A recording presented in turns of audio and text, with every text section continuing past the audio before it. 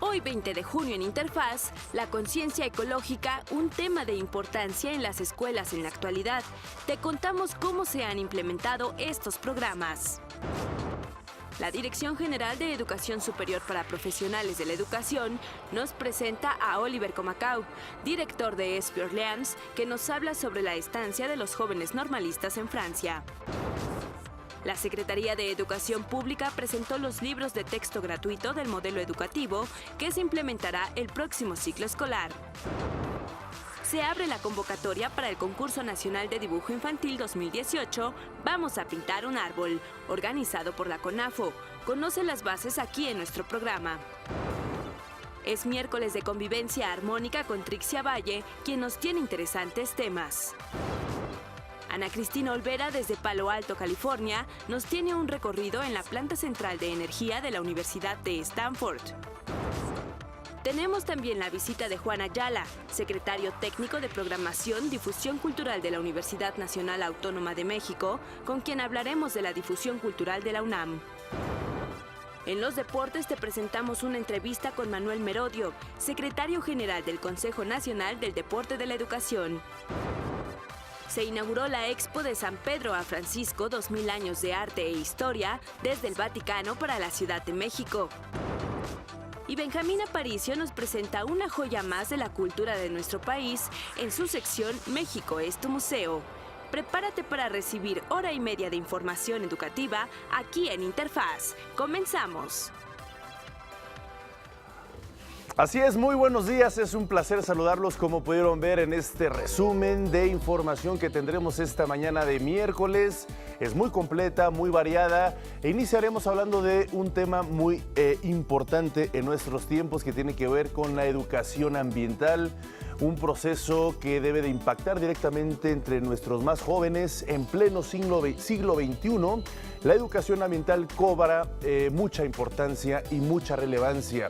Relevancia que empieza desde la familia, relevancia que empieza desde uno mismo, relevancia que empieza desde muy temprana edad. Es una educación que tiene que ver no solo en las aulas, no solo en las universidades con carreras muy específicas, de lo cual hablaremos en unos minutos, sino que también inicia desde el núcleo familiar más inmediato.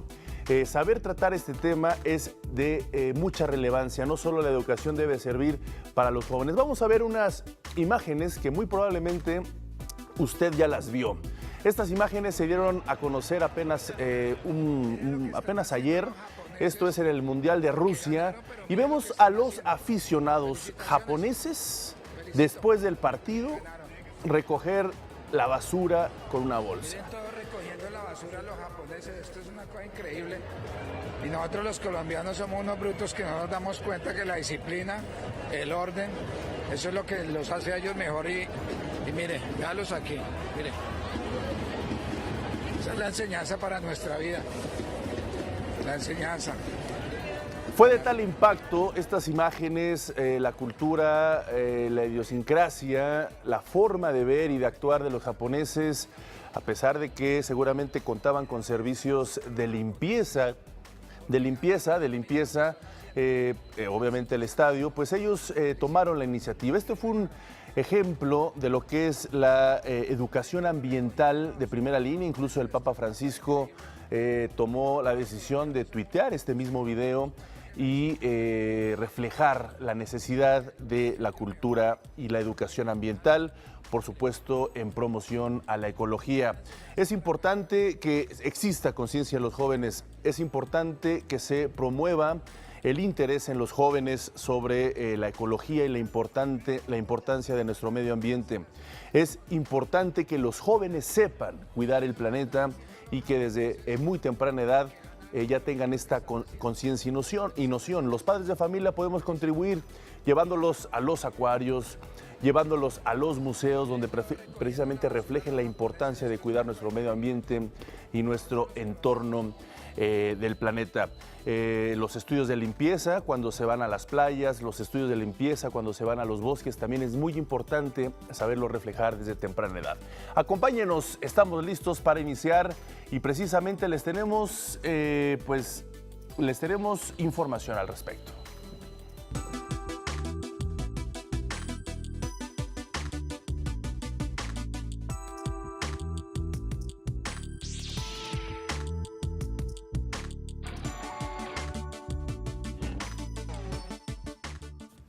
Nuestra máxima casa de estudios no se podía quedar atrás. El Colegio de Ciencia y Humanidades de la UNAM, plantel Oriente, cuenta con un programa de educación ambiental que complementa la formación que reciben sus alumnos. Vamos a ver de qué se trata.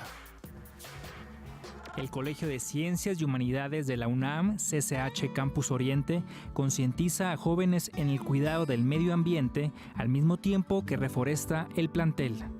En un taller teórico-práctico donde los alumnos aprenden sobre problemas y soluciones medioambientales.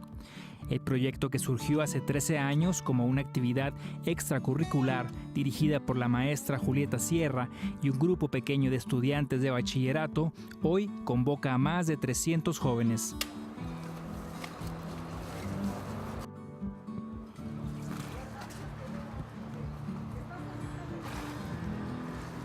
Un espacio no solo de reflexión, sino además para actuar. Y entonces actuar significa mejorar las áreas verdes que nosotros tenemos aquí en el plantel. Es un ambiente en donde te sientes libre, bien, y pues es muy bonito darle como vida a algo que pues es tan bello como esta zona de CCH. Es muy bonito dejar tu huella. El grupo se reúne un día a la semana en una clase teórica sobre educación ambiental para después poner en práctica sus conocimientos.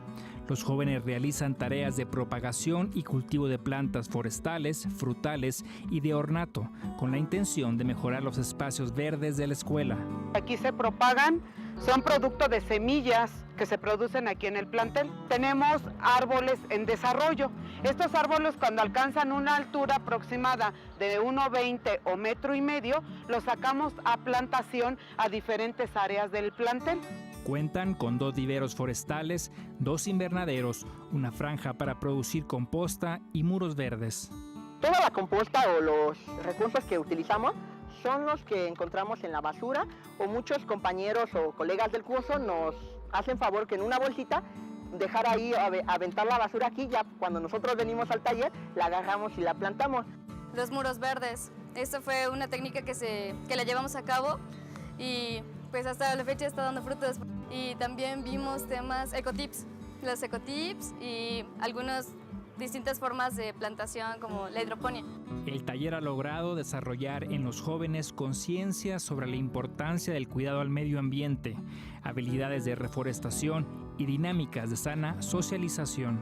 Yo llegué en cero y aprendí a usar la pala, a usar distintas herramientas, a crear un muro verde, y todo esto pues crea frutos que podemos llevar a cabo en la vida cotidiana. Las plantas no es únicamente para que fomentemos la cultura y el respeto al medio ambiente, sino también sirve para que nos desarrollemos, nos integremos a mejores ambientes, podamos desarrollarnos con nuestros compañeros principalmente. En gran medida, la maestra Julieta es la fuente de inspiración de estos jóvenes preparatorianos. Los muchachos cuando llegan, están aquí, ven reflejado su trabajo, se van altamente satisfechos. Y para mí es cristalizar sueños, el carácter solidario que tiene. Es decir, que no están trabajando para beneficio personal, sino para dejar un mejor plantel para las siguientes generaciones. Pues le mandamos un fuerte abrazo y una felicitación a la maestra Julieta, quien con su labor precisamente refuerza lo que decíamos, la importancia no solo de contribuir como individuo, sino marcar un impacto en su comunidad, en este caso la comunidad del Colegio de Ciencias y Humanidades de la UNAM, plantel Oriente. Un fuerte abrazo a toda esta comunidad.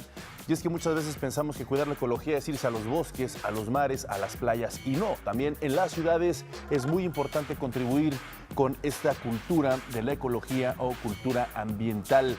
Cada árbol que se encuentra en la ciudad es parte o forma parte de un ecosistema. Cada lago que forma o que se encuentra en una ciudad también forma parte de ese ecosistema, y también con ellos hay que saber convivir, cuidarlo, protegerlo e incluso buscar la forma de contribuir más a este tipo de espacios verdes. Vamos a hacer una pausa. Esto es Interfaz.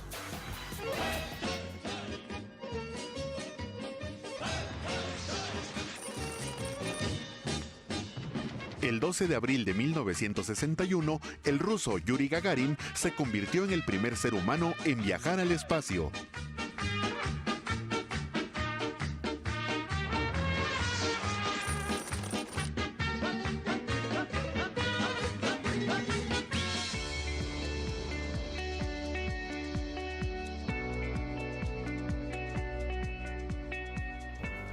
Precisamente también uno de los objetivos de nuestro contexto educativo es conocer la vida y las experiencias de los estudiantes normalistas, que el día de mañana serán maestros, piezas fundamentales en nuestro desarrollo educativo.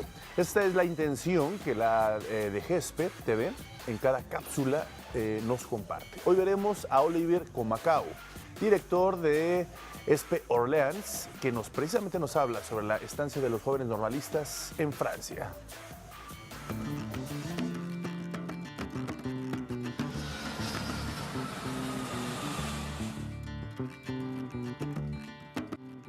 ¿Cómo son los normalistas mexicanos que llegaron a Francia?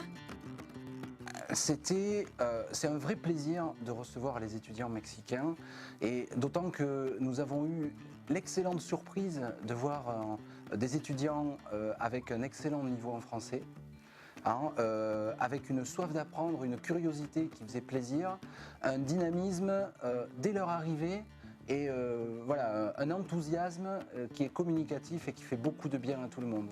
Donc le niveau des étudiants, et on l'a bien vu, notamment lors des soutenances, puisqu'ils ont eu à soutenir un projet et à passer devant des examinateurs pour avoir leur diplôme. Là, on a vu une capacité de prise de recul, d'analyse, que beaucoup d'enseignants, même depuis plus longtemps en France, n'ont pas. Donc c'était vraiment quelque chose de très riche. ¿Cómo ha funcionado este programa de movilidad académica?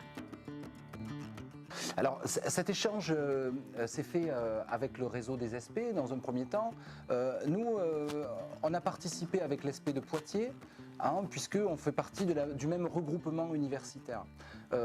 Notre bureau des relations internationales à l'ESP Centre-Val de Loire est très dynamique.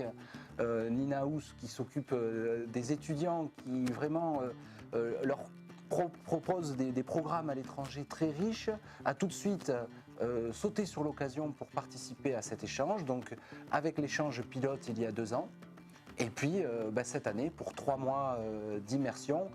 Et je crois que Nina est un peu triste de voir repartir ses étudiants, et il nous tarde de voir arriver les prochains. ¿Qué influencia ha habido entre los estudiantes mexicanos y franceses? Bon, là vraiment, ça serait trop long d'en parler ici, tellement il y aurait de choses à dire. 3 mois, c'est long finalement. On peut construire des choses solides. Le premier échange, 15 jours, c'était un peu plus court, un peu plus superficiel. Là, il y a eu beaucoup d'échanges. J'espère que nous avons apporté des choses aux étudiants mexicains qui sont venus, aux futurs professeurs qui sont venus. Ils ont dû vous le dire dans les entretiens que vous avez eus avec eux. En tout cas, nous avons beaucoup appris d'eux, c'est clair. Ils ont dit en partant, à Annelise Doyen, la directrice adjointe qui est responsable des RI, ils ont dit en partant qu'ils allaient repartir différents dans leur pays. Et donc Annelise leur a répondu, et je pense tout à fait pareil, que nous aussi, nous allons être différents depuis qu'ils sont venus. Ils ont croisé des enseignants, ils ont eu un tuteur sur le terrain, des enseignants en poste. Tout ça, voilà, ça crée une vraie richesse. Et puis, outre les gens qu'ils ont rencontrés et leur rayonnement, parce que je vous garantis que les 11 étudiants que nous avions là étaient vraiment rayonnants, ils ont dégagé quelque chose. Outre ça, ça enrichit aussi nos formations par le recul qu'on a. Et on est déjà en train de réfléchir au prochain, à la prochaine vague d'étudiants qui va arriver, comment on peut améliorer les choses. Donc vous voyez, je pense vraiment que tout le monde a à gagner à ces échanges-là. Et vraiment, les 11 étudiants que nous avions là, puisque je ne peux parler que d'eux, ont été vraiment 11 ambassadeurs du Mexique, de l'éducation telle qu'elle peut être, d'une attitude très positive envers leurs enseignants, très respectueuse. Et voilà, je ne sais pas s'ils vont regarder leur film, mais merci à eux.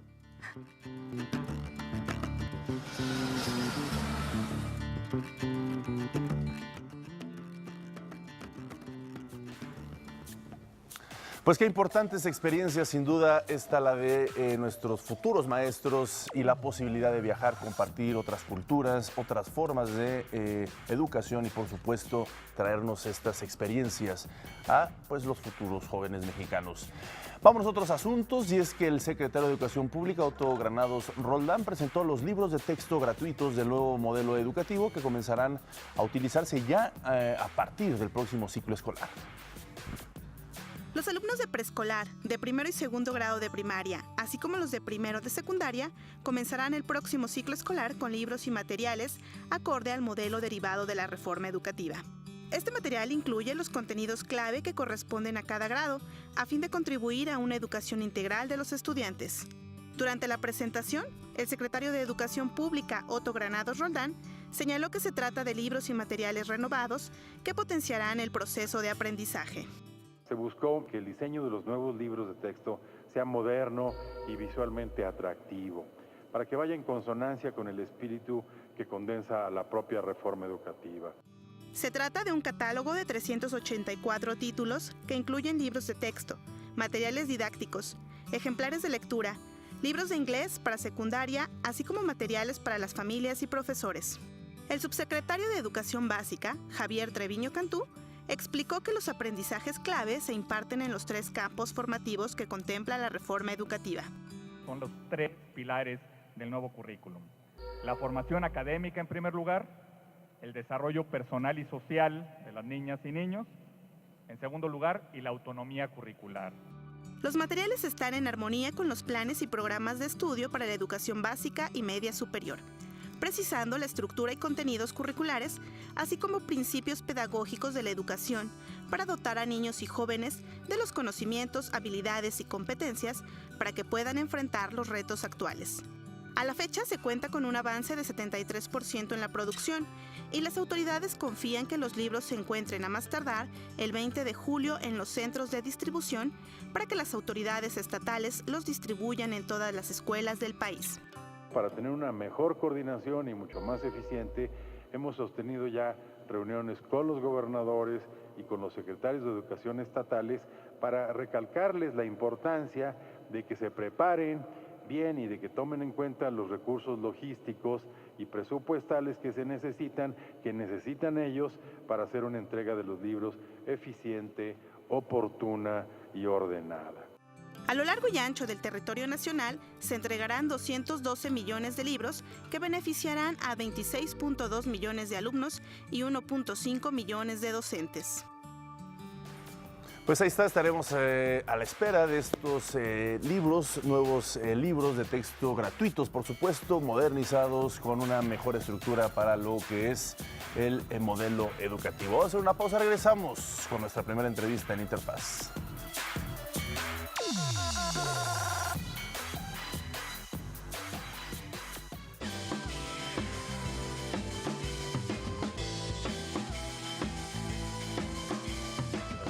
Sí.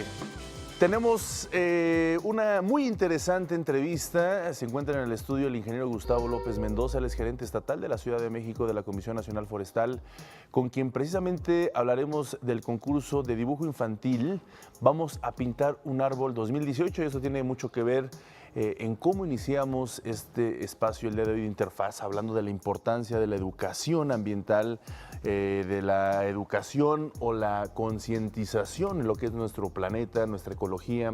Y esto tiene mucho que ver, ingeniero Gustavo López Mendoza. Gracias por estar con nosotros. Muy buenos días. Bienvenido. Encantado, como siempre, Omar. Muchas gracias por la invitación. Uno de los objetivos, supongo, de Vamos a pintar un árbol, dirigido a niños de 6 a 8 años y de 9 a 12 años, pues tiene como objetivo esto. ¿No es cierto?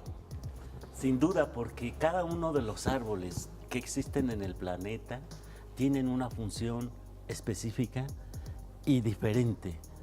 Algunos los podemos utilizar o tienen su función de albergar a cierto tipo de biodiversidad. Algunos los utilizamos para producción de fruta, algunos los utilizamos para madera, otros para fibras, otros simplemente para sombra, sí. Pero todos los árboles cumplen una función en los ecosistemas, y eso es muy importante que lo conozcan los niños. Por eso estamos hablando de un tema educativo.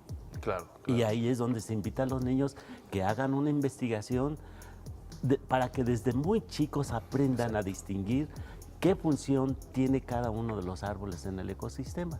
Claro, claro. Entonces, este concurso es exclusivo, puede ser un dibujo, también puede ser una investigación relacionada con lo que es esto. Son las dos cosas. Es un dibujo y en las bases del concurso dice cómo tiene que ser este dibujo y, por cierto, tiene que apegarse exactamente a él, porque a veces hay dibujos que van y que nos presentan y no se apegan a la normatividad. Criterios, claro. Y lamentablemente ese tipo de dibujos tiene que descartarse porque no cumplen la normatividad. Entonces tiene que ser tal como lo señala el reglamento para que sea aceptado, ¿verdad? Obviamente están invitados todos los jóvenes de 6 a 8 años y de 9 a 12 años del país y una de también sus objetivos, supongo, es impulsar la creatividad del joven. Sí, hemos visto cómo los niños ven a los árboles diferente que los ve un adulto.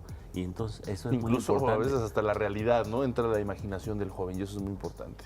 Y cómo se lo imagina y qué función tiene el árbol, y ve unos dibujos diversos donde la creatividad es inmensa en los niños, y eso es lo que los adultos debemos rescatar para, en función de eso, también elaborar los planes de estudio. ¿Qué piensan los niños de la naturaleza? Entonces nos sirve a nosotros como educadores desde el punto de vista de las instituciones cómo debemos plantearlo, cómo observan ellos la naturaleza.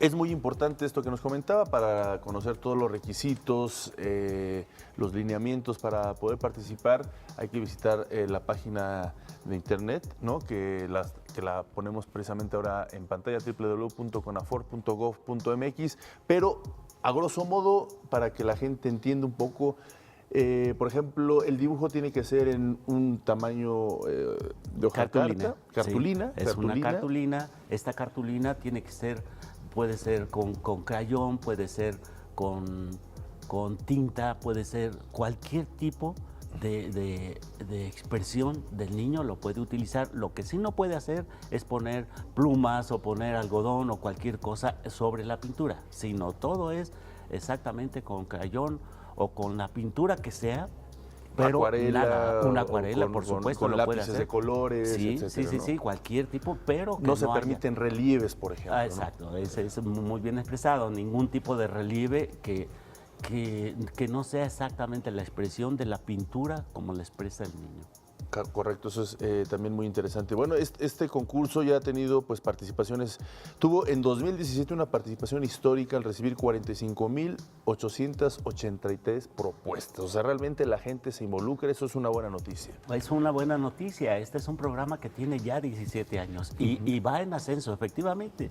Simplemente en la Ciudad de México el año pasado fueron más de 600 dibujos que fueron recibidos.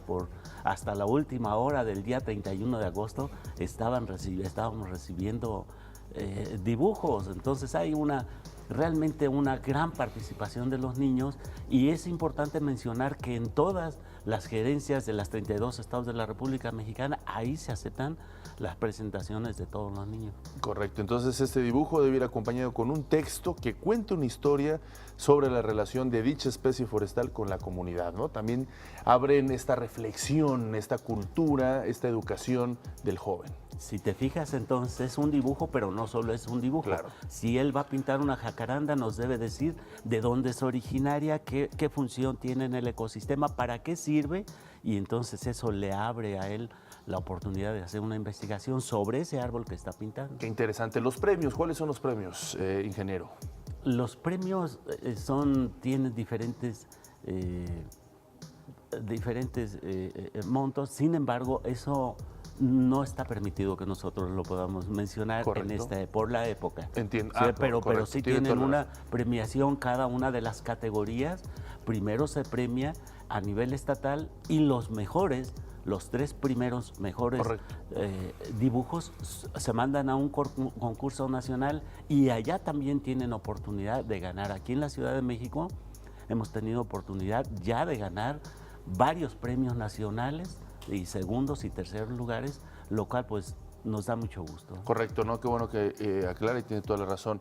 Pero bueno, finalmente obviamente son retribuciones a los jóvenes, pero lo importante aquí es que entiendan la importancia del cuidado de nuestro medio ambiente por medio de nuestra diversidad de plantas y de flores. Sí, como dijimos, cada uno de los árboles pues los ve uno y dice uno, bueno, pues ese que no, ese tiene una función, puede ser simplemente para dar sombra, otros por su belleza, otros por el tipo de árboles, de especies que albergan. Entonces, cada árbol es diferente y tiene una función y eso los niños deben detectarlo y también los adultos debemos saber que el conjunto de ellos sirven para darnos ¿Hasta cobijo. cuándo pueden finalmente, ingeniero, hasta cuándo pueden enviar sus dibujos? Digo, independientemente de que visiten esta página de internet que la vamos a poner en su pantalla.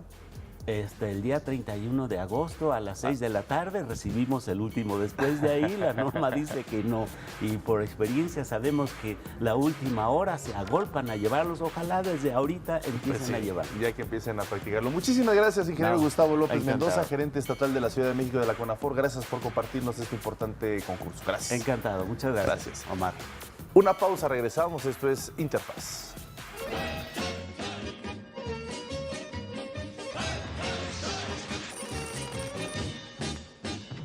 La tradición circense rusa es reconocida como una de las mejores del mundo. Se remonta a los espectáculos ambulantes del siglo XVII.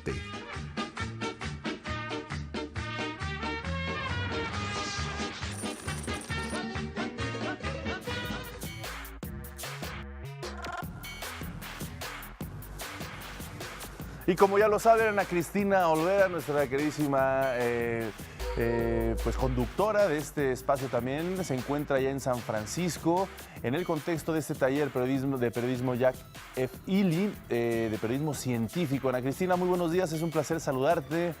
Andas muy ajetreada con muchas actividades de este día también, así que nos enlazamos contigo para que nos cuentes cómo van las cosas por allá. Omar, me da muchísimo gusto saludarte. Ahora sí, desde la ciudad de San Francisco, California. Hemos ya abandonado desafortunadamente la ciudad que alberga la Universidad de Stanford, pero este día también será muy interesante. Como viste, pues eso que mostramos en la nota fue solamente un pedacito de todo lo que hemos estado recorriendo en la Universidad de Stanford. Hoy el taller tendrá un corte un tanto distinto, pero igualmente interesante. Estaremos visitando el Consulado General de México en San Francisco para tener charlas con diferentes personalidades y funcionarios. La primera charla estará a cargo de Fernando Sepúlveda, él es presidente de la Asociación Mexicana de Empresarios y nos hablará de formación de talento en tecnologías emergentes. También una charla la dará Enrique Bustamante, el director de la Fundación Ili Ortiz, sobre una nueva visión para el periodismo científico. Después, Andrew Revkin, el asesor estratégico de ciencia y periodismo ambiental de The National Geographic Society, nos hablará sobre cómo contar historias científicas complejas en torno de noticias que cambian rápidamente. Después, Lynn Friedman, la fundadora de Friedman Communications, nos hablará de técnicas para identificar y entrevistar fuentes para informes enfocados en ciencia, tecnología, salud y medio ambiente. Más tarde, Lane Walker, la presidenta y directora ejecutiva de Empire First, también platicará con nosotros. Y finalmente, el periodista científico Iván Carrillo, corresponsal de National Geographic, de América Latina y de Newsweek, nos dará un taller que se llama Creatividad y Periodismo Científico. Esto es lo que estaremos viendo hoy, como te comento, ya en la ciudad de San Francisco, en el Consulado General de México en esta ciudad. Así es, Ana Cristina. Pues, muy bien, muchísimas gracias. Esplendorosa esa calle ahí, muy del estilo de San Francisco. Si nos lo permites, paralelamente nos has estado enviando información que ya has trabajado y que por supuesto vamos a ir presentando a partir de hoy, ya a partir de las actividades que has hecho, sobre todo en la Universidad de Stanford. Vamos a ver este trabajo que nos has preparado, si nos lo permites, Ana Cris. Así es, Omar, estaremos presentando todos estos trabajos, entrevistas con importantes mexicanos y por supuesto de otras nacionalidades que están desarrollando ciencia y tecnología en la universidad.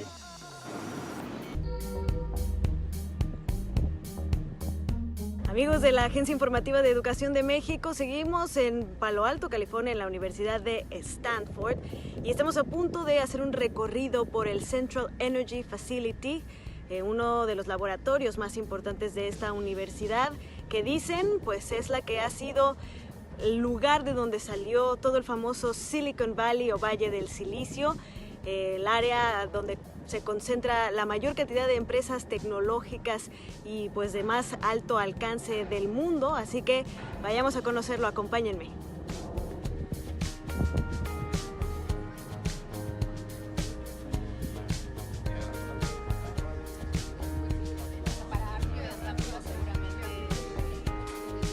Para entrar a este laboratorio vamos a tener que ponernos equipo de seguridad, cascos, lentes de protección e incluso tapones para los oídos por algunos de los ruidos que vamos a escuchar adentro del laboratorio.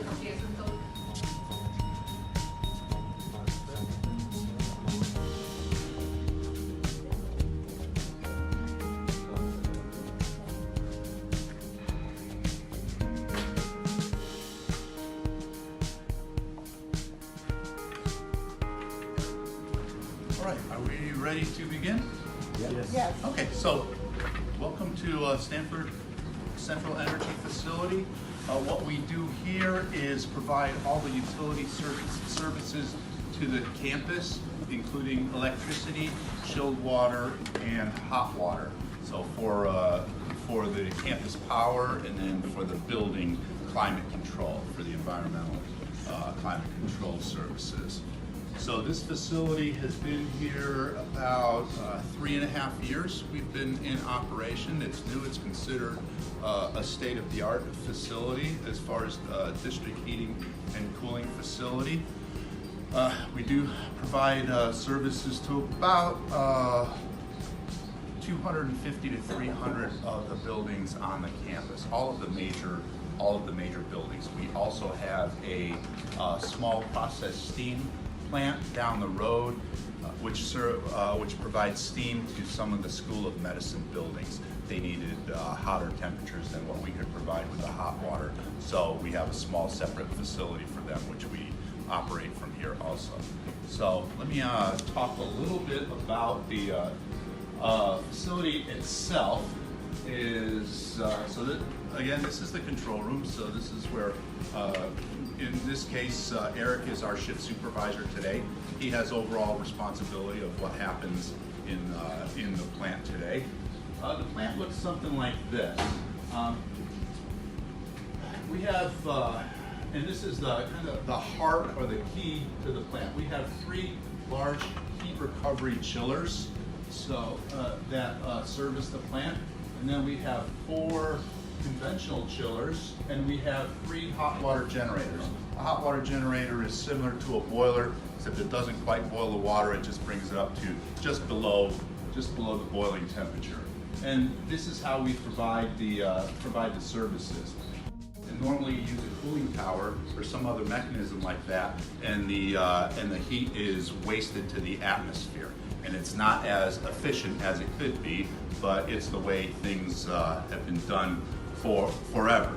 But in this case, what we have is 3 large heat recovery chillers. So we send the heat, we have 2 loops, 2 water loops going out to the campus, a chill water and a hot water. And so we send chill water out to the campus at about 42 degrees Fahrenheit, and it comes back at about 56 degrees Fahrenheit. And so, and then we send hot water out at 160 degrees Fahrenheit, and it comes back at 130 degrees Fahrenheit. So a building will extract either the cool or the hot out of the water as it's coming back, and inject the waste heat back into the water. So when the chill water comes back at 56 degrees, it goes through the chiller and is cooled back down to 42 degrees. So you have that difference in temperature. So what it does is you have hot water coming into the same machine at 130 degrees, and that waste heat heats that water back up to 160 degrees. And that, in essence, is the heart of what makes this facility somewhat revolutionary, evolutionary, and it makes it a very efficient plant.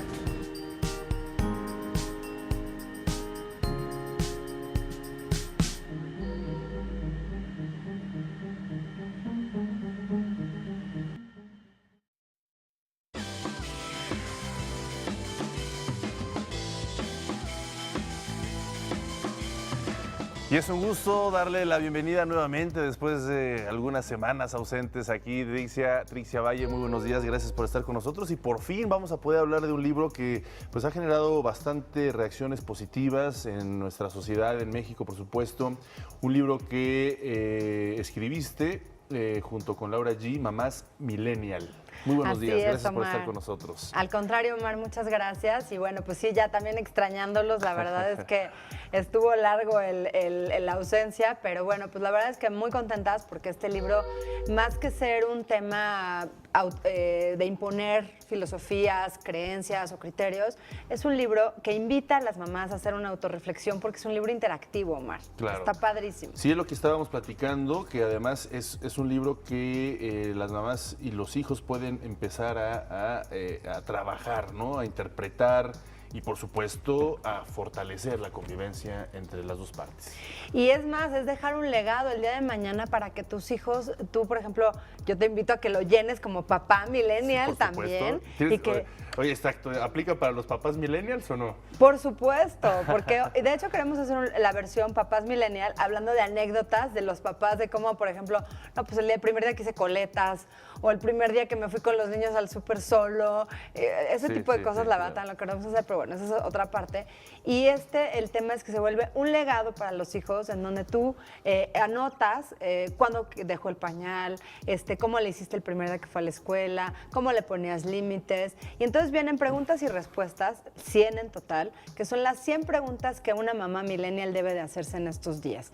Desde qué hago si le hacen bullying, cómo lo denuncio, y si hizo sexting, cómo le llamó la atención, a qué edad lo dejo tener novio, a qué edad le doy celular, le doy tableta o no, cuánto tiempo lo dejo jugar videojuegos, qué videojuegos son aptos. Entonces todo lo que yo he aprendido como profesionista, como experta en bullying, ahora con mi maestría en educación para la paz, lo puse en 100 preguntas junto con Laura G en este libro, Omar, para que las mamás puedan tener la opinión de una millennial, que es Laura, de una timbiriche, que me autodenomino yo. También creo que tú somos de generación timbiriche. Yo soy más de hombres que... ¿De hombres qué? No, no creo. No, sí, claro que sí. Bueno, pues esta generación, o sea, la describo como una generación muy pragmática y somos la primera generación de mamás en Facebook, que también, por ejemplo, mi hijo grande, a mí me cobra multa, Omar, si subo fotos sin pedirle autorización. No, ya sabes, seguramente ya se hizo un buen ahorro. Ya tiene ahí su viaje a Acapulco, ¿no? Porque la verdad es que a veces las mamás millennial, las mamás de estos tiempos, las mamás timbiriches, no las millennial porque ya tienen mucho más familiaridad con la tecnología, caemos en querer empezar a exhibir a nuestros hijos o incluso empezarlos a acosar en redes sociales, de que ponen algo y luego ya comentaste y pareces una mamá cuervo, ¿no? Ahí atrás de tus hijos. Entonces, el libro, el fin es las 100 preguntas para educar en la era digital. Desde un punto de vista de dos mamás de dos generaciones, que es Laura G y su servidora yo, Trixia Valle, y con la opción de que el lector o la lectora haga sus propias conclusiones, para que el día de mañana sea un legado a sus hijos de hija, hijo, yo te eduqué de tal manera, aquí está cómo, en qué me basé para hacer mis criterios. Sí, es muy integral esto que estás comentando, ¿no? El papel de ser mamá, que es fundamental también para la educación. ¿Cómo, qué puntos tocan en este libro? Que además lo subtitulan No hay mamá perfecta, ¿no? Lo cual eso también se debe de asumir y entender. Pero me gustaría preguntarte cuáles son los aspectos centrales, por ejemplo, eso que decías, los primeros días de clases, cómo cobijar al hijo, a la hija en sus primeros días de clases, que son cambios sustanciales en la vida de un pequeño. Así es, Omar, y bueno, viene primero que nada dejar y borrar del mapa la culpa. Las mamás culpígenas no ayudan en nada. La mamá permisiva tiende a ser una mamá golpeadora, porque primero permite todo porque se siente culpable y luego ya no soporta al niño y le va a entrar la chancla, ¿no? Entonces no es ni tanto que queme al santo ni tanto que no lo alumbre. Y viene dividido en 8 etapas, que la primera etapa es embarazo y el valor es la aceptación. La segunda etapa es de 0 a 1 año, que es la tolerancia, tanto de mamá al bebé como del bebé a la mamá. No volver niños ingobernables, no volver niños que sean demasiado demandantes. De 1 a 2 años es el yo soy, es la conciencia de sí mismos. De 2 a 4 años son los límites. De 4 a 7 años es la independencia, amarrarse las agujetas, ir al baño solo. Todo lo que le va a favorecer a Omar, el poder ir a la escuela de una forma independiente en primaria. Entonces, contestando a tu pregunta, todo lo que es el preescolar, primero es acompañarlos a que vayan a la escuela por primera vez, con una firmeza tuya de que se va a quedar ahí y con una seguridad de que lo vas a dejar sin estar llorando, porque si no le transmites tus miedos a tu hijo. Y por otro lado, viene la parte muy importante en donde esa transición de preescolar es para adquirir habilidades imprescindibles de independencia, para que cuando vayan en primaria sean niños independientes que puedan realmente hacer amigos y caer en un contexto... Socializar, ¿no? Saber socializar. Exactamente. Y que no sean buleables. Es como todas las herramientas para que tu hijo, tu hija, no vaya a ser víctima de bullying porque se burlen de él. Que esa es la clave, porque a veces confunden socializar, hacerse víctimas de bullying o bulear, ¿no? Para poder entrar en ciertos círculos. Exacto. Y es ese equilibrio. Ni es ser cavernícola, de te pego con el mazo para que me hagas caso, ni es ser un cachorrito asustado de mejor no me junto porque les tengo miedo, sino es estar en el justo medio. ¿Con qué? Con asertividad y con empatía por los demás, que eso trae ambientes de convivencia sana. Para más o menos contextualizar, una mamá millennial, ¿de qué edad a qué edad va? ¿Cómo está ahí la jugada en ese sentido? El término, vamos a hablar del término. El término se refiere en las millennial a las nacidas de 85 a 2000, que es los años que están englobados, y posteriormente viene la generación Z, o que yo le llamo nativos digitales, que son de 2000 a 2015. La plena millennial son de 85 a 2000. Y andan más o menos alrededor de los 30 años, de 25 a 30 años. Por ahí más o menos. Más o menos. Y es justamente una generación en donde son los hijos de la generación hippie, que la generación hippie son los nacidos de 55 a 70. Sí. Y esta generación fue muy de la libertad. Entonces los millennials quieren hacer sus propias reglas, son mamás que les encanta aprender de maternidad. Son la generación, Omar, de mamás que nos va a sacar adelante como país. Yo estoy segura de ello.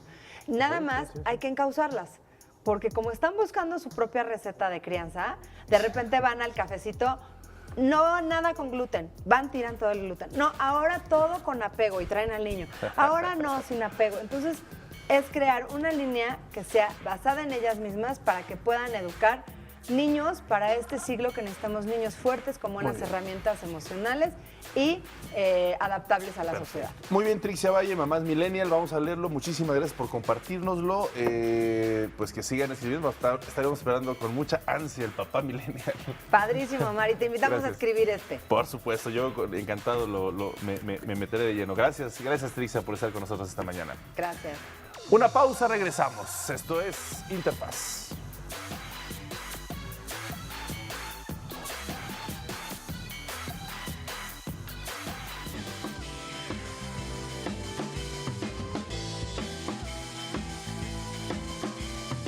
Y si una tarea, además de la gran educación de nuestra máxima casa de estudios, la UNAM, pues tienen otras variantes tan profundas, tan ricas, que es precisamente su difusión cultural. Tenemos en el estudio a Juan Ayala, él es secretario técnico de Programación, Difusión Cultural de la Universidad Nacional Autónoma de México, y precisamente hablaremos de la difusión cultural de nuestra máxima casa de estudios. Juan Ayala, muchísimas gracias por estar con nosotros, un placer. Al contrario, muchas gracias por la invitación. Difusión cultural es un universo, ¿no? Lo que se genera ahí en la casa de estudios. ¿Cómo poderle interpretar, asimilar, decir, a ver, esto hacemos y estos son nuestros objetivos, por ejemplo, en un mes? Sí. Bueno, la coordinación de difusión cultural es el área de la universidad que se aboca a dar, digamos, una serie de opciones en materia cultural y artística, prácticamente en todas las disciplinas posibles en estos ámbitos. De tal forma que nosotros, bueno, tenemos un programa de trabajo anual bastante amplio, en donde no solamente concentramos actividades de las direcciones de teatro, danza, actividades cinematográficas, música, actividades audiovisuales, tenemos un canal de televisión, una estación de Radio UNAM, un museo muy importante, el MUAC, el Museo Universitario de Arte Contemporáneo, y una serie de recintos tanto en el Centro Cultural Universitario de la Universidad como en la periferia. Me refiero a la Casa del Lago, al Chopo, al Centro Cultural Tlatelolco. Entonces es una entidad muy amplia que da una serie de servicios de programación artística, de conferencias, charlas, talleres, en cada una de todas estas disciplinas que he mencionado. Sí, y que son totalmente extracurriculares, ¿no? O sea, una cosa son los planes de estudio, lo que si alguien quiere estudiar alguna licenciatura que tenga que ver con el arte o la cultura, eso está por un lado. Por otro lado está todo esto, ¿no? Exactamente. Aún así hay un par de áreas, el CUT, el Centro Universitario de Teatro, y el CUEC, que es el Centro Universitario de Estudios Cinematográficos, que están en un proceso de justamente articulación de un programa educativo que pasaría ya no dependería de la Coordinación de Difusión Cultural, como actualmente sucede, sino serían parte ya del ámbito académico de la universidad, serían facultades, cada una de ellas. Están en ese proceso y pues, seguramente en muy poco tiempo pasarán ese nuevo estatus. Platiquemos un poquito más sobre este programa de trabajo anual. Por ejemplo, ¿cómo van modificando mes con mes algunas actividades? ¿Van llenando o ya tienen establecido todo el programa? Hay un programa de trabajo ya para todo el año y yo me atrevería a mencionarte algunos números muy generales que dan de alguna forma cuenta de la dimensión de las actividades de la coordinación. A lo largo del 2007 tuvimos 13.294 actividades en total. 13.294. Así es. Esto hace más o menos 40 actividades por día, con una asistencia a lo largo del año, son números comprobados, ya oficiales del 2017, de 2.246.000 personas. Esto es que tenemos más de 200.000 asistentes al mes. La universidad tiene una matrícula de 349.000 alumnos.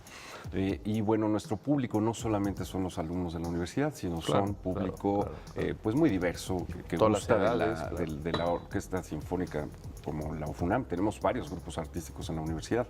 Uno de ellos es la UFUNAM, el más conocido seguramente para todo el público. Pero también tenemos una orquesta juvenil llamada Orquesta Juvenil Eduardo Mata, de integrantes de menos de 35 años. Y también un nuevo grupo que hemos formado en esta administración, que es la AMA, Asociación Mexicana de Música Antigua. Y con ellos, bueno, tenemos temporadas durante todo el año. También tenemos el taller coreográfico de la universidad y justo ayer la directora de danza, Evoe Sotelo, anunció un nuevo grupo de jóvenes bailarines. Hay una convocatoria que en breve ya cerrará y tendremos un nuevo grupo de danza contemporánea en la universidad. Entonces, bueno, nosotros a lo largo del año planeamos una serie de actividades a través de cada dirección y tenemos como ejes, digamos, transversales que ha planteado el coordinador de difusión cultural, el doctor Jorge Volpi, una serie de temáticas y una serie de festivales que hacen una matriz en donde tenemos también una cierta exposición de los objetivos de nuestra administración. Y me permito señalar algunos de los festivales. Uno de ellos, por favor, son algunos que ya estaban establecidos y otros de nueva creación. El FITU, que es el Festival Internacional de Teatro Universitario, que ocurre en el mes de febrero del año. El FICO UNAM, que es un festival de cine ya muy posicionado, con más de 8 años de trayectoria. El FITU, cabe mencionar que tiene 25 años de trayectoria en el Centro Cultural Universitario. El FICO UNAM, como decía, se ocurre en el mes de marzo. Tenemos también la Fiesta del Libro y la Rosa, que es una celebración respecto al libro muy importante, que ya también tiene más de 10 años de edición. Sucede en abril de cada año. El Día Internacional de la Danza es una celebración muy importante a lo largo de todos los países del mundo. Se celebra el 29 de abril de cada año. De nueva creación tenemos el ALEF, un festival que convoca la ciencia y el arte. Y tuvimos a Pepe Gordon aquí, como uno de los coordinadores, muy interesante, incluso le dimos cobertura hace apenas un par de semanas. Exactamente, fue una edición, es la segunda edición, nos fue muy bien, afortunadamente, y efectivamente Pepe Gordon es uno de nuestros curadores. Ocurrirá cada mayo este festival, el ALEF. Hay otro festival importante llamado el Impulso, que se aboca directamente a la al tema de la música y las artes escénicas, la música en vivo, y abordamos lo mismo propuestas de ópera que propuestas de danza con música en vivo, con ensambles, digamos, que ejecutan la música en vivo. Y otro gran proyecto nuevo que hemos retomado, ya había un antecedente, es un Premio Internacional de Dirección de Orquesta o FUNAM, que ocurre en septiembre y es cada 2 años se ejecuta. Invitamos a directores de menos de 35 años de edad. Ahorita estamos en un proceso de selección de los 12 directores que se eliminarán entre el 17 y el 23 de septiembre con la orquesta, con la FUNAM, sancionados, digamos, por un jurado de relevancia internacional que han tenido trayectorias importantes en el ámbito de la dirección y la educación en la dirección. También parte de estos ejes verticales es la FILUNI, la Feria Internacional del Libro Universitario, que su primera edición fue el año pasado, esta será su segunda edición en el mes de septiembre también. Otro festival importante es Música contra el Olvido, que parte del Día Internacional de la Música establecido por la UNESCO el 1 de octubre. Vértice en el mes de octubre-noviembre, que es un festival de experimentación y vanguardia, y una serie de programas y programación internacional a lo largo de todo el año. Oye, Juan Ayala, pues me gustaría muchísimo que pudiéramos invitar a los distintos protagonistas de estos festivales, de estos encuentros o de las actividades mismas, per se. Por supuesto, aquí en la Agencia Informativa de Educación creemos que es muy importante. Con muchísimo gusto. De entrada, permítenos hacer una breve pausa y regresamos para dar información al respecto.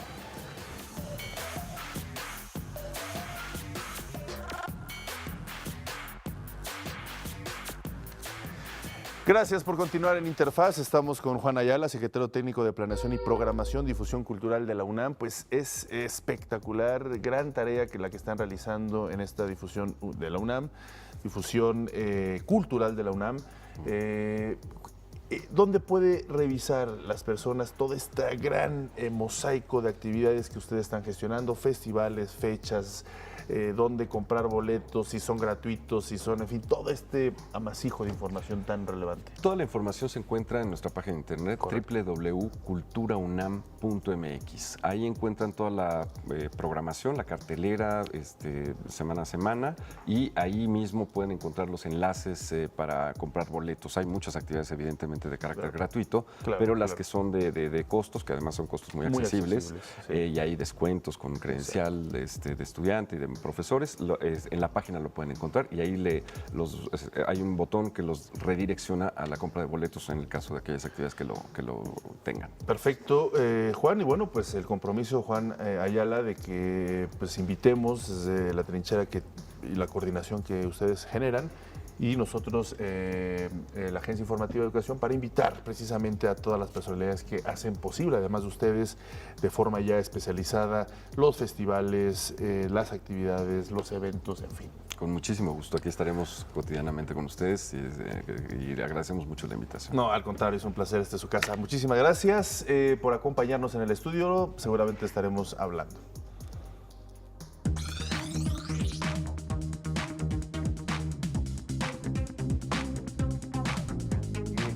Después de hablar de la difusión cultural de la UNAM, nos vamos a platicar ahora con Luis Fernando Cortés Rodríguez, otro es beneficiado precisamente de estas becas. Tú tuviste la oportunidad de irte a estudiar a Canadá, un país que hemos coincidido con otros colegas tuyos que también se fueron a estudiar allá, que ofrece bastantes beneficios, bastantes oportunidades a la hora de irte a estudiar allá. ¿A qué ciudad te fuiste?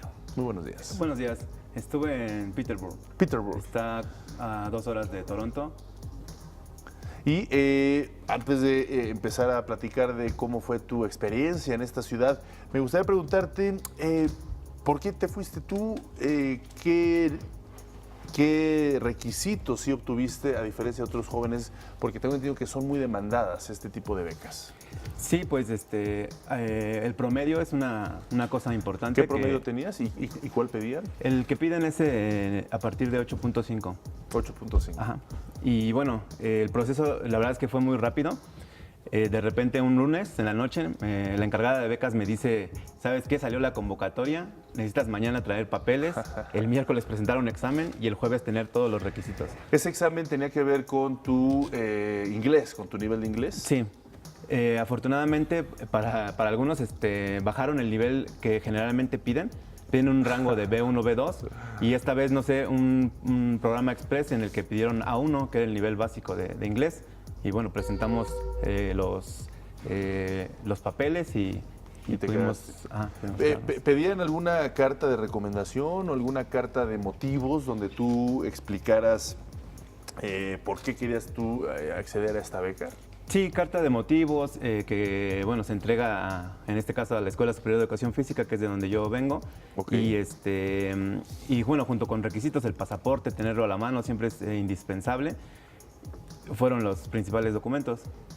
Correcto, entonces te fuiste allá a estudiar inglés. Finalmente, pues ese es uno de los objetivos. ¿A dónde llegaste allá a esta ciudad en Canadá? ¿A una residencia con alguna familia?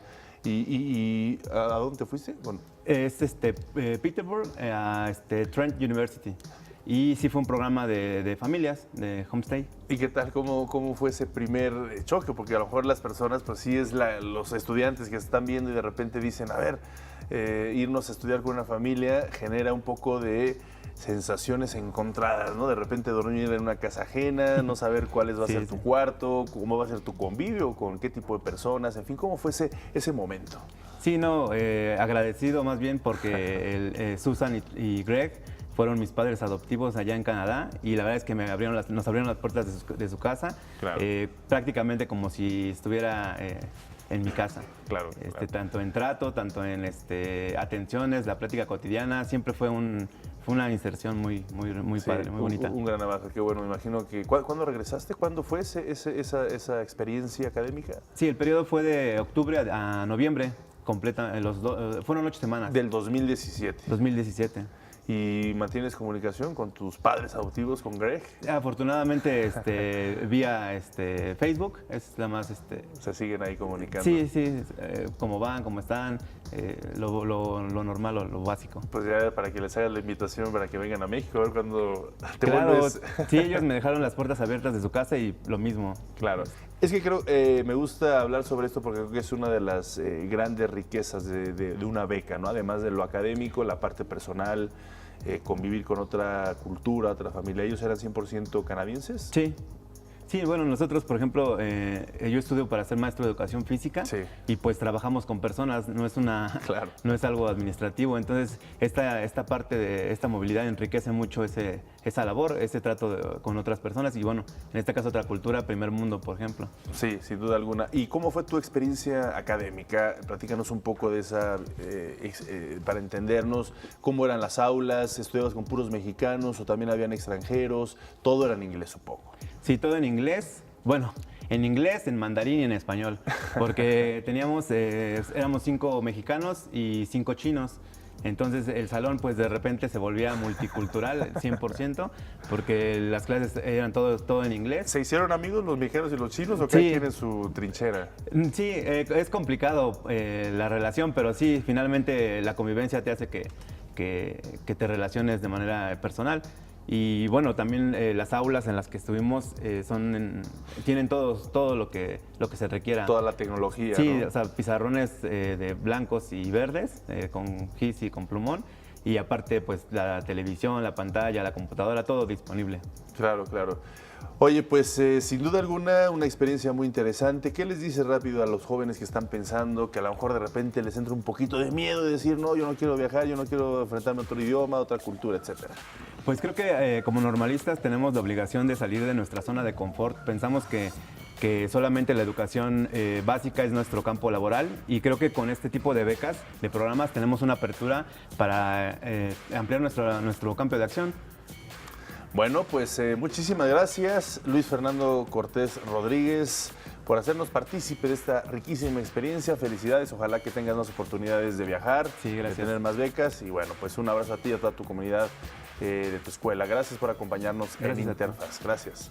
Vamos a hacer una breve pausa, regresamos con más información aquí en Interfaz.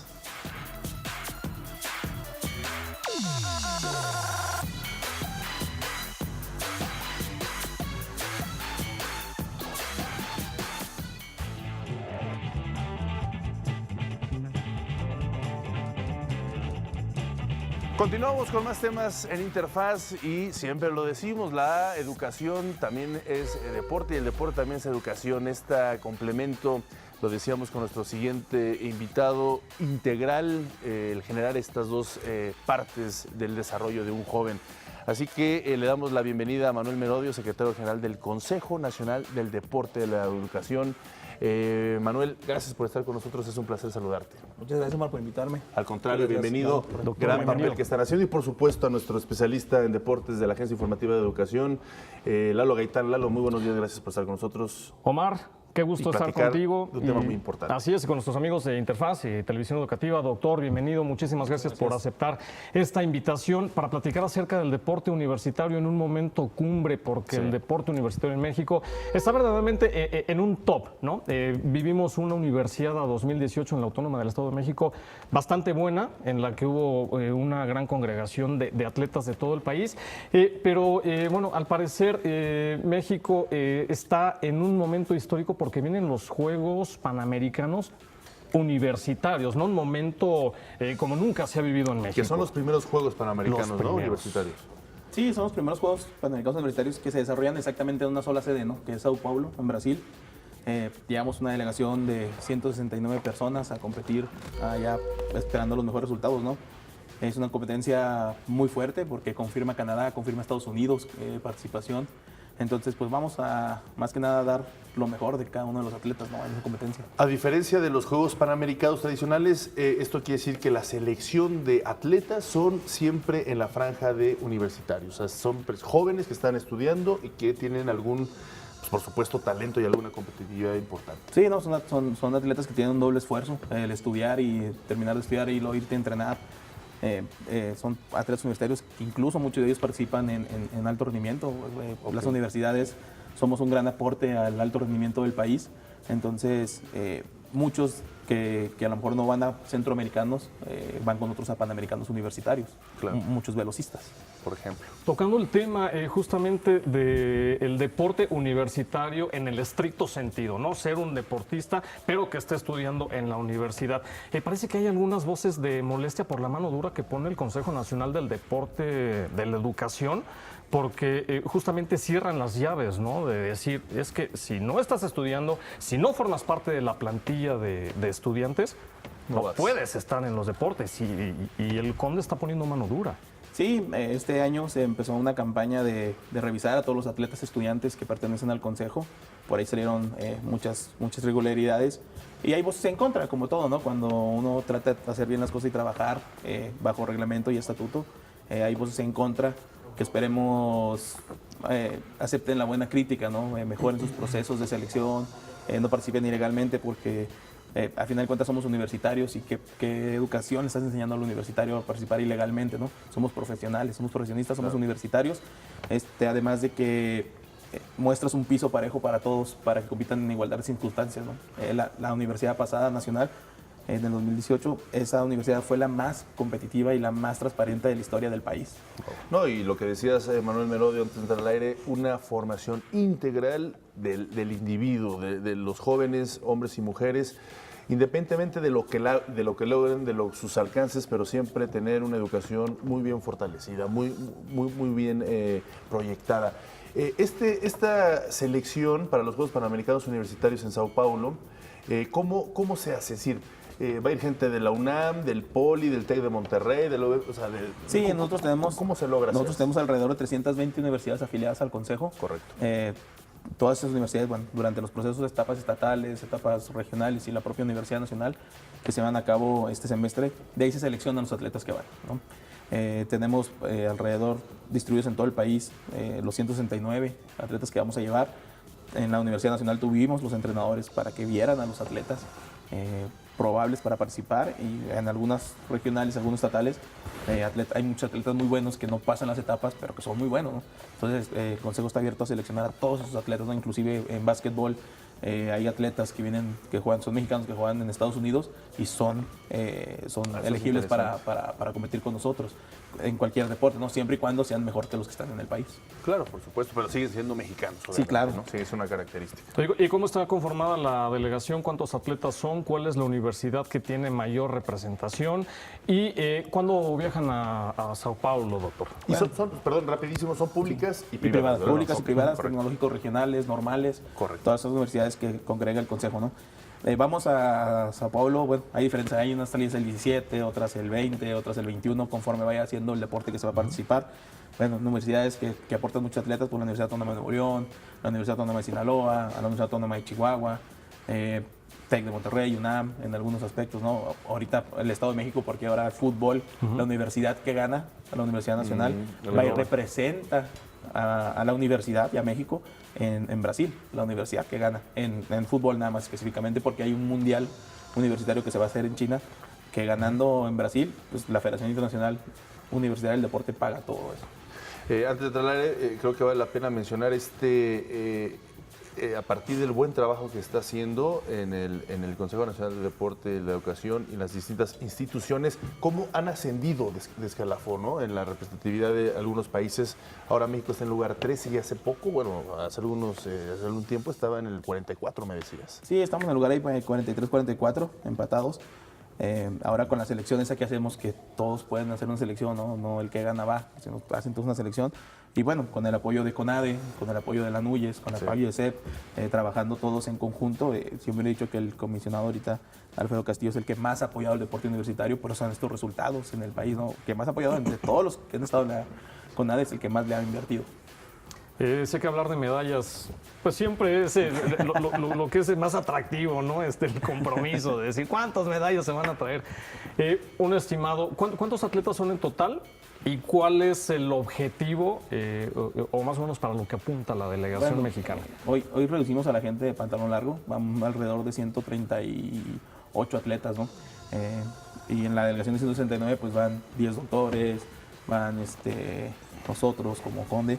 Pero medallas, yo estoy calculando que tengamos entre 12, 13 o 14 medallas que podamos traer a México con esta delegación fuerte que va. Y esta delegación fuerte, entonces, o esta delegación de jóvenes universitarios, ¿cuál sería su siguiente paso de crecimiento en el tema deportivo?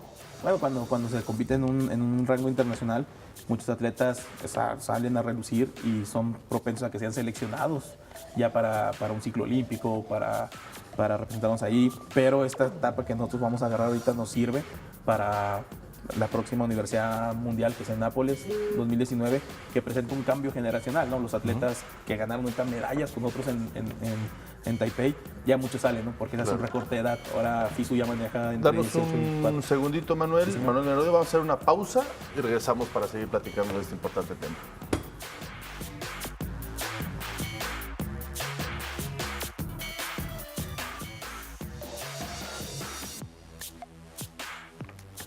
Y bueno, seguimos platicando con Manuel Merodio, secretario general del Consejo Nacional del Deporte de la Educación. Conde, otros eventos, además de este que se está ya fraguando, el Juego Panamericano Universitario en Sao Paulo, sí. Otras participaciones de México en el mundo. Sí, en el deporte de las tacleadas, ¿no? El Mundial de Fútbol Americano que se está desarrollando. ¿Qué perspectivas hay? ¿Cuál es el panorama para los nuestros, Manuel? Bueno, vamos a defender nuestro bicampeonato. Somos bicampeones mundiales de fútbol americano. Universitario. Se han desarrollado 2 partidos, ¿no? El primero contra Corea, donde ganamos 69-0, y el siguiente contra China, donde ganamos 70-0. El jueves toca difícil a las 4 de la mañana, y lo pueden seguir por nuestro Facebook del Conde. Vamos contra Estados Unidos. Entonces, ¿en dónde está desarrollando en Harbin, China. En China. ¿Cuántas universidades o equipos están jugando en este mundial? Son alrededor de 6 países. 6 países. Es por país, es selección de país. México es uno de ellos para reforzar su bicampeonato, conformado por atletas que participan en ONEFA, que participan en CONADE. Realmente hoy en día lo que intenta el Consejo Nacional de Deporte de Educación es agarrar el fútbol americano ya como como parte del consejo, porque somos el ente universitario que debe regular los deportes universitarios, ¿no? Claro. Y obviamente pues el equipo más fuerte, además del de México, por ser el bicampeonato, es Estados Unidos. Es Estados Unidos y hay buenas posibilidades. Los chavos se prepararon muy bien, llevamos gente muy grande, muy atlética, que estamos para competir y refrendar, esperemos, el tricampeonato. Sin duda alguna. Pues Ojalá. muchísimas gracias por haber estado con nosotros, Manuel Merodio, secretario general del Consejo Nacional del Deporte, de la Educación. Esperamos que no sea la primera y la última vez que nos acompañes, porque creo que hay muchísimo de qué hablar en materia deportiva y la educación. Muchísimas gracias por estar con nosotros. Muchísimas gracias, Omar, por invitarme y aquí estaré las veces que sea solicitado. Perfecto, muchísimas gracias.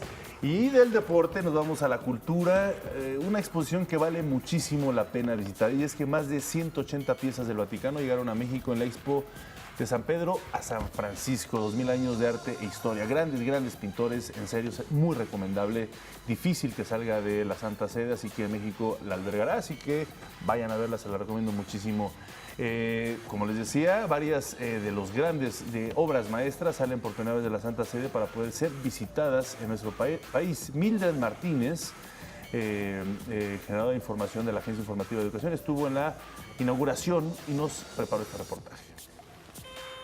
El presidente Enrique Peña Nieto inauguró la Exposición Vaticano de San Pedro a Francisco, 2000 años de arte e historia, en el antiguo Colegio de San Ildefonso, evento que conmemoró 25 años del establecimiento de las relaciones diplomáticas entre el Vaticano y México. Para aspirar a ser lo que queremos, una gran nación, primero tenemos que creérnosla. Tenemos que creer que podemos ser y que tenemos la capacidad de alcanzar mejores estadios, mejores condiciones y un peldaño más dentro de la medida y en la escala mundial. Comentó que la exposición no hubiera sido posible sin la persistencia de su esposa, la señora Angélica Rivera, y las autoridades académicas y culturales de nuestro país, quienes son los responsables de que hoy tengamos la oportunidad de recorrer 2000 años de historia a través de esta magna exhibición. Por su parte, el rector de la máxima casa de estudios, Enrique Graue, agregó: La exposición que vamos a recorrer relata esa historia a través de 180 piezas artísticas provenientes de los museos e instituciones vaticanas, complementadas con otras de la Secretaría de Cultura, de Relaciones Exteriores, de la Basílica de Guadalupe y de la propia UNAM. El hacer posible esta narración ha sido un gran esfuerzo de colaboración en la curaduría entre el Estado Vaticano, el Estado mexicano y la universidad. La muestra reúne piezas artísticas de maestros del Renacimiento y el Barroco, así como objetos de gran valor en la historia del cristianismo. Creo que los mexicanos sabremos apreciar esta magna obra con enorme sentido de alegría, de orgullo, de apreciar estas obras de arte que no están dirigidas para ser observadas y apreciadas solo por la feligresía católica, sino por todos los mexicanos. En el evento también estuvieron presentes Jean-Louis Bourget, delegado oficial de la Santa Sede, el jefe de gobierno de la Ciudad de México, José Ramón Amieva, y la secretaria de Cultura, María Cristina Cepeda. Al término de la inauguración, los integrantes del Presidium dieron un recorrido por la exposición, que fue abierta al público a partir de este 19 de junio al 28 de octubre de este año. Pues ahí está esta tremenda exposición, no hay que perdérnosla. Los conocedores y amantes del arte, de la pintura, pues es un regalo en serio. Vamos a verlo. Y bueno, también concluimos esta emisión de Interfaz. Que pasen una excelente mitad de semana, un excelente miércoles. Gracias a Griselda Yebra, gracias a todos los que hacen posible este espacio educativo. Nos vemos mañana jueves con más temas en Interfaz.